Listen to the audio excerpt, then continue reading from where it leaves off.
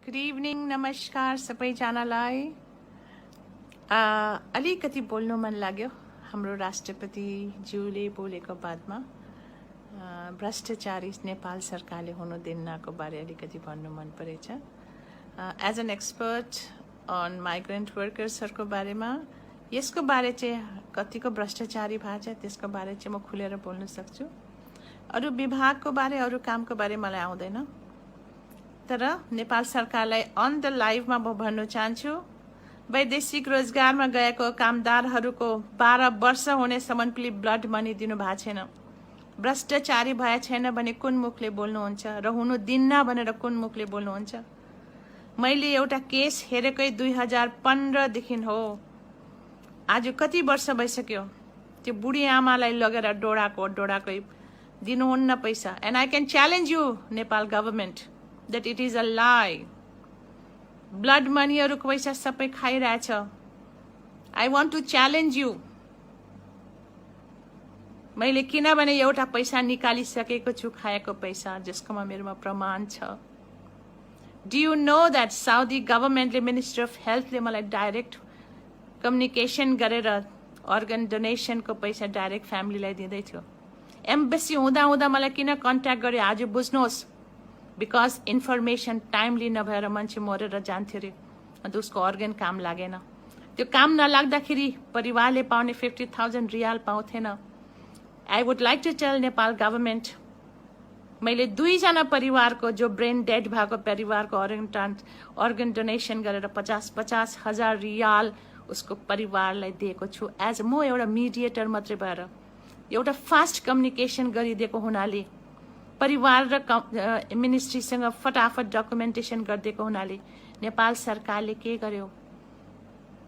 यहाँले यस्तो हावाको कुरा गरेर अब सरकार चलाउने काम बन्द गर्नुहोस्। Don't play with the people's life, don't play with the people's emotions. तपाईहरु धेरै खेल्यो, नौटंकी नगर्नुहोस्। अब तपाईहरु कसरी राज्य सत्तामा आयो, त्यो खेलाइची गरेर आयो कि तोप पड्कायो कि बम पड्काएर कि मान्छे मारेर, आई डोन्ट नो, बट अब खेल्नु बन्द गर्नुहोस्। झुटा बोलिरहेछ तपाईहरु, झुटामाथि झुटा बोलिरहेछ। वैदेशिक रोजगारमा कामदारको यति बिजोक हुँदा तपाईलाई मतलब छैन। यो मान्छेहरु नेपाली नागरिक होइन, नेपाली नागरिक होइन, वास्ता नगरेको। तपाईहरु महलमा बस्नु सक्दा यो लगेर झोपडीमा राख्नु सकेन, जंगलमा पनि राख्नु सकेन। धेरै खेल्नु नगर्नुहोस्, अत्याचार भइसक्यो। जब जनताको सीमाको सहनेको सीमाको बाँध टुट्छ, तपाईको सिंहदरबारको वल बलियो हुन्छ त्यो दिन, न तपाईको बलुवाटारको पर्खाल बलियो होला। र तपाईको आर्मी सेना पुलिस कतिजना मान्छे छ त्यो हिसाब निकाल्नु। नेपाली जनतालाई पुरा थाहा छ त्यो पनि कतिजना छ भन्ने कुरा। जब जनता उठ्छ नि, कस्ता कस्ता राजा बादशाहरु त सिद्धियो भने तपाईहरु यति भ्रष्टाचारी गर्नु भएको छ र उल्टा पनि नचाहिदो कुराहरु बोलिरहनुहुन्छ। मलाई चित्त बुझेन यस्तो कुरा। अझै पनि मेरोमा, आज म दुबईमा छु, धेरैवटा मेरो प्रमाण छ मेरो मान्छे कामदारहरूलाई कस्तो समस्या पारेकोमा, हेरेको छ या हेरेको छैन भन्ने कुरा। I will come with the data, प्रमाणको साथमा निकाल्छु। नेपाल सरकार, I would like to tell you, झुटामा मान्छेलाई नौटंकी नगराउनुहोस्। You are not the only person who knows everything. सबै हामीलाई पनि थाहा छ तपाईहरुको काम। जो अब त इन्फर्मेसन सबै जनतालाई भन्ने छु, म सबै इन्फर्मेसन जनतालाई शेयर गर्ने छु। तपाईहरुलाई सहेर बसे। आज 2015 देखि आजसम्म एउटा बुढी आमा मर्नु आँटेछ, उसको छोराको ब्लड मनी बम ब्लास्ट भएर मरेको पैसा दिनु सक्नु भएको छैन। त्यस्तो त कति छ। You have been playing. नेपालीको लाइफसँग धेरै खेल्यो, अब नखेल्नुहोस्। तपाईहरुको तमझम पनि देख्यो। राजा हटाएर तपाईहरु त्यो राजाको जस्तै जीवन बिताउनको लागि राजा हटाएको हो, आफ्नो स्वार्थको लागि, आफ्नो शाखा सन्तान बनाउनको लागि। एउटा गरीब देशको जनता संसारभरि लाचार बिचली परेको छ। तपाईहरुको तमझम, तपाईहरु कुन चाहिँ शाही खानदानको मान्छे हो त्यस्तो तमझमको साथमा गर्नु पर्थ्यो? नेपाली जनतालाई औकात सबैको थाहा छ। यति बेला त एटलिस्ट संवेदनशील भएर पनि काम गरिदिनुहोस्। मान्छेको इमोसनलाई पनि ध्यान दिनुहोस्, मान्छेको स्थितिलाई पनि ध्यान दिनुहोस्, what they are going through. तपाईलाई केही मतलब छैन भने जनताले देखाउँछ। यति साह्रो बलियो पनि नहुनुहोस्। 3/4 मेजोरिटीको सरकार भनेको दम्म पनि नदेखाउनुहोस्। त्यो जनताले दिएको पावर हो, आफ्नो बाउबाजेबाट ल्याएर आएको होइन। त्यो सम्पत्तिको राजालाई त लखेट्यो भने लखेट्ने आफै हेरो होइन, थाहा छ त कसरी लखेट्यो भन्ने कुरा। कामदारको समस्या आजसम्म हल गरेको छैन। त्यत्रो खर्च तमझम गर्नुभन्दा कामदारलाई ल्याउनु सक्दैन? कामदारलाई विदेशबाट ल्याउनु पर्ने पैसाको हिसाब गर्नुहुन्छ। तपाईले भ्रष्टाचारी गरेको पैसाको हिसाब हामी जनताले गर्छु नि त, त्यो त गर्छ नि त। आज कामदारलाई आफ्नो देशमा ल्याउनुको लागि तपाईले हिसाब गर्नु पर्यो होइन, पैसाको कति पैसा लाग्छ, कति पैसा लाग्छ। यत्रो साह्रो भ्रष्टाचारी गरेको पैसाको हिसाब हामी पनि गर्छ। अब इनफ इज इनफ। कामदारलाई तुरन्त भन्दा तुरन्त लानुहोस्। यहाँनिर धेरै समस्या छ कामदारको। नौटंकी नाटक नगर्नु, जंगलमा लगेर राख्नुहोस्, तम्बुमा राख्नुहोस्। उनीहरूको रेमिटेन्सले देश चलिएछ। 30% or 35% or 40% GDP कन्ट्रिब्युट गर्ने मान्छेहरूलाई ल्याउनु नसक्ने भनेको तपाईलाई लाज छैन? Shameless people. Thank you so much. Good evening, नमस्कार सबैजनालाई। अलिकति बोल्नु मन लाग्यो हाम्रो राष्ट्रपति ज्यूले बोलेको बादमा। भ्रष्टाचारी नेपाल सरकारले हुनु दिन्नको बारे अलिकति भन्नु मन परेछ। As an expert on migrant वर्कर्सहरूको बारेमा, यसको बारे चाहिँ कतिको भ्रष्टाचारी भएको छ त्यसको बारे चाहिँ म खुलेर बोल्न सक्छु। अरू विभागको बारे, अरू कामको बारे मलाई आउँदैन। तर नेपाल सरकारलाई अन द लाइभमा म भन्न चाहन्छु, वैदेशिक रोजगारमा गएको कामदारहरूको 12 वर्ष हुनेसम्म पनि ब्लड मनी दिनु भएको छैन। भ्रष्टाचारी भए छैन भने कुन मुखले बोल्नुहुन्छ र हुनु दिन्न भनेर कुन मुखले बोल्नुहुन्छ? मैले एउटा केस हेरेकै 2015 देखि हो। आज कति वर्ष भइसक्यो। त्यो बुढी आमालाई लगेर डोडाकै दिनुहुन्न पैसा। And I can challenge you Nepal government that it is a lie. Blood मनीहरूको पैसा सबै खाइरहेछ। I want to challenge you. मैले किनभने एउटा पैसा निकालिसकेको छु, खाएको पैसा, जसकोमा मेरोमा प्रमाण छ। Do you know that Saudi governmentले मिनिस्टर अफ हेल्थले मलाई डाइरेक्ट कम्युनिकेसन गरेर अर्गन डोनेसनको पैसा डाइरेक्ट फ्यामिलीलाई दिँदै थियो। एम्बेसी हुँदा मलाई किन कन्ट्याक्ट गरे आज बुझ्नुहोस्। बिकज इन्फर्मेसन टाइमली नभएर मान्छे मरेर जान्थ्यो अरे, अन्त उसको अर्गन काम लागेन। त्यो काम नलाग्दाखेरि परिवारले पाउने 50,000 रियाल पाउँथेन। I would like to tell Nepal government, मैले 2 जना परिवारको जो ब्रेन डेड भएको परिवारको अर्गन डोनेसन गरेर 50,000 रियाल उसको परिवारलाई दिएको छु। एज म एउटा मिडिएटर मात्रै भएर एउटा फास्ट कम्युनिकेसन गरिदिएको हुनाले, परिवार र मिनिस्ट्रीसँग फटाफट डकुमेन्टेसन गरिदिएको हुनाले नेपाल सरकारले के गर्यो? यहाँले यस्तो हावाको कुरा गरेर अब सरकार चलाउने काम बन्द गर्नुहोस्। Don't play with the people's life, don't play with the people's emotions. तपाईहरु धेरै खेल्यो, नौटंकी नगर्नुहोस्। अब तपाईहरु कसरी राज्य सत्तामा आयो, त्यो खेलाइची गरेर आयो कि तोप पड्कायो कि बम पड्काएर कि मान्छे मारेर, आई डोन्ट नो, बट अब खेल्नु बन्द गर्नुहोस्। झुटा बोलिरहेछ तपाईहरु, झुटामाथि झुटा बोलिरहेछ। वैदेशिक रोजगारमा कामदारको यति बिजोक हुँदा तपाईलाई मतलब छैन। यो मान्छेहरु नेपाली नागरिक होइन, नेपाली नागरिक होइन, वास्ता नगरेको। तपाईहरु महलमा बस्नु सक्दा यो लगेर झोपडीमा राख्नु सकेन, जंगलमा पनि राख्नु सकेन। धेरै खेल्नु नगर्नुहोस्, अत्याचार भइसक्यो। जब जनताको सीमाको सहनेको सीमाको बाँध टुट्छ, तपाईको सिंहदरबारको वल बलियो हुन्छ त्यो दिन, न तपाईको बलुवाटारको पर्खाल बलियो होला। र तपाईको आर्मी, सेना, पुलिस कतिजना मान्छे छ त्यो हिसाब निकाल्नु। नेपाली जनतालाई पुरा थाहा छ त्यो पनि कतिजना छ भन्ने कुरा। जब जनता उठ्छ नि, कस्ता कस्ता राजा बादशाहहरू त सिद्धियो भने तपाईहरु यति भ्रष्टाचारी गर्नु भएको छ र उल्टा पनि नचाहिँदो कुराहरू बोलिरहनुहुन्छ। मलाई चित्त बुझेन यस्तो कुरा। अझै पनि मेरोमा, आज म दुबईमा छु, धेरैवटा मेरो प्रमाण छ मेरो मान्छे कामदारहरूलाई कस्तो समस्या परेकोमा, हेरेको छ या हेरेको छैन भन्ने कुरा। I will come with the data. प्रमाणको साथमा निकाल्छु। नेपाल सरकार, I would like to tell you, झुटामा मान्छेलाई नौटङ्की नगराउनुहोस्। You are not the only person who knows everything. सबै हामीलाई पनि थाहा छ तपाईँहरूको काम। जो अब त इन्फर्मेसन सबै जनतालाई भन्ने छु म, सबै इन्फर्मेसन जनतालाई सेयर गर्ने छु।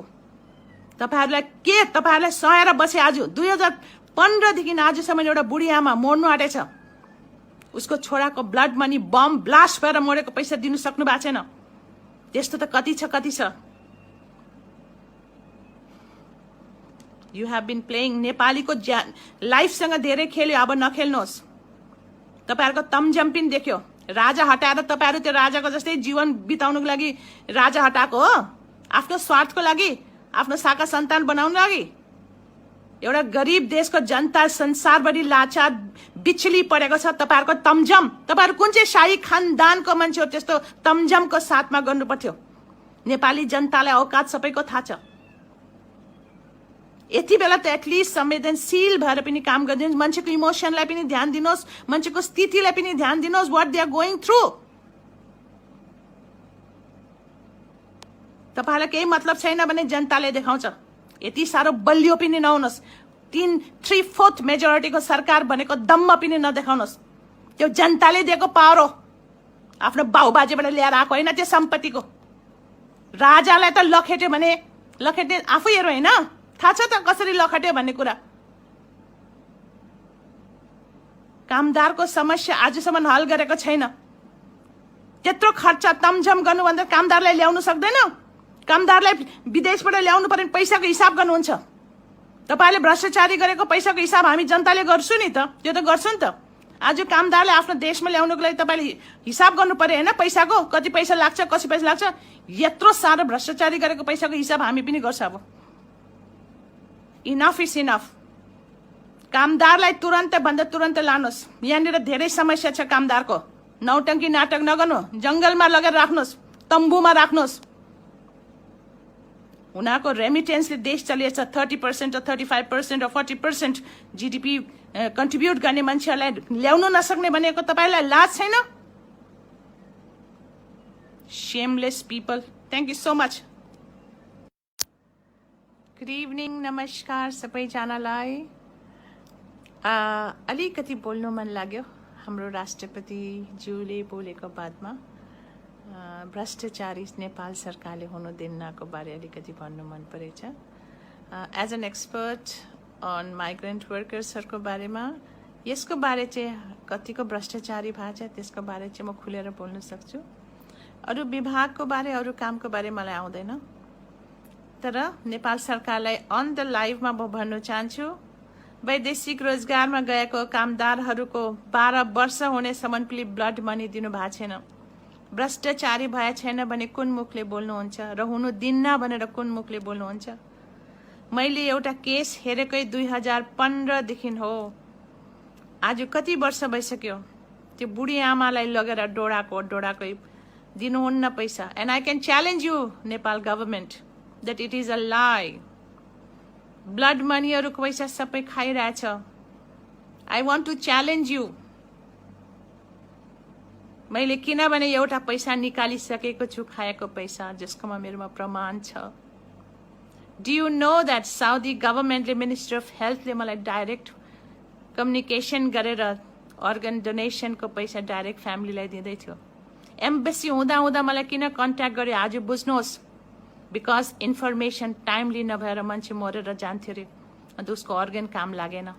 त्यो काम नलाग्दाखेरि परिवारले पाउने 50,000 रियाल पाउँथेन। I would like to tell Nepal government, मैले 2जना परिवारको, जो ब्रेन डेड भएको परिवारको अर्गन डोनेसन गरेर 50,000 हजार रियाल उसको परिवारलाई दिएको छु। एज म एउटा मिडिएटर मात्रै भएर एउटा फास्ट कम्युनिकेसन गरिदिएको हुनाले, परिवार र मिनिस्ट्रीसँग फटाफट डकुमेन्टेसन गरिदिएको हुनाले नेपाल सरकारले के गर्यो? यहाँले यस्तो हावाको कुरा गरेर अब सरकार चलाउने काम बन्द गर्नुहोस्। Don't play with the people's life, don't play with the people's emotions. तपाईँहरू धेरै खेल्यो, नौटङ्की नगर्नुहोस्। अब तपाईँहरू कसरी राज्य सत्तामा आयो, त्यो खेलाइची गरेर आयो कि तोप पड्कायो कि बम पड्काएर कि मान्छे मारेर, आई डोन्ट नो, बट अब खेल्नु बन्द गर्नुहोस्। झुटा बोलिरहेछ तपाईहरू, झुटामाथि झुटा बोलिरहेछ। वैदेशिक रोजगारमा कामदारको यति बिजोक हुँदा हुँदा तपाईलाई मतलब छैन। यो मान्छेहरू नेपाली नागरिक होइन, नेपाली नागरिक होइन, वास्ता नगरेको। तपाईहरू महलमा बस्नु सक्दा यो लगेर झोपडीमा राख्नु सकेन, जंगलमा पनि राख्नु सकेन। धेरै खेल्नु नगर्नुहोस्, अत्याचार भइसक्यो। जब जनताको सीमाको सहनेको सीमाको बाँध टुट्छ, तपाईको सिंहदरबारको वल बलियो हुन्छ त्यो दिन, न तपाईको बलुवाटारको पर्खाल बलियो होला। र तपाईको आर्मी, सेना, पुलिस कतिजना मान्छे छ त्यो हिसाब निकाल्नु। नेपाली जनतालाई पुरा थाहा छ त्यो पनि कतिजना छ भन्ने कुरा। जब जनता उठ्छ नि, कस्ता कस्ता राजा बादशाहहरू त सिद्धियो भने तपाईहरू यति भ्रष्टाचारी गर्नु भएको छ र उल्टा पनि नचाहिँदो कुराहरू बोलिरहनुहुन्छ। मलाई चित्त बुझेन यस्तो कुरा। अझै पनि मेरोमा, आज म दुबईमा छु, धेरैवटा मेरो प्रमाण छ मेरो मान्छे कामदारहरूलाई कस्तो समस्या परेकोमा, हेरेको छ या हेरेको छैन भन्ने कुरा। I will come with the data, प्रमाणको साथमा निकाल्छु। नेपाल सरकार, I would like to tell you, झुटामा मान्छेलाई नौटंकी नगराउनुहोस्। You are not the only person who knows everything. सबै हामीलाई पनि थाहा छ तपाईहरुको काम। जो अब त इन्फर्मेसन सबै जनतालाई भन्ने छु म, सबै इन्फर्मेसन जनतालाई शेयर गर्ने छु।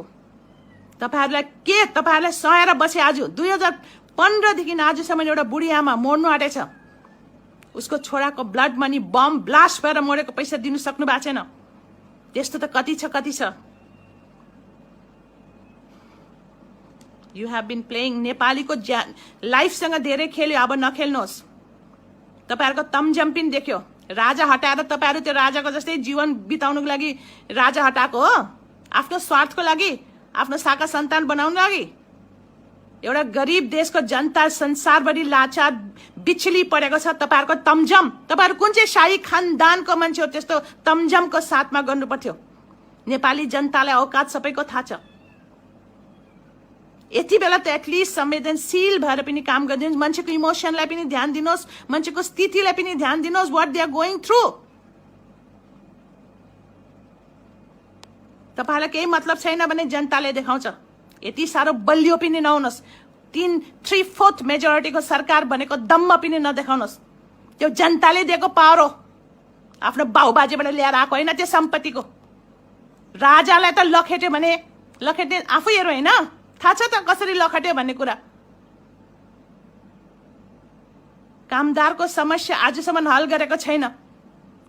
त्यत्रो खर्च तमझम गर्नुभन्दा कामदारलाई ल्याउनु सक्दैन?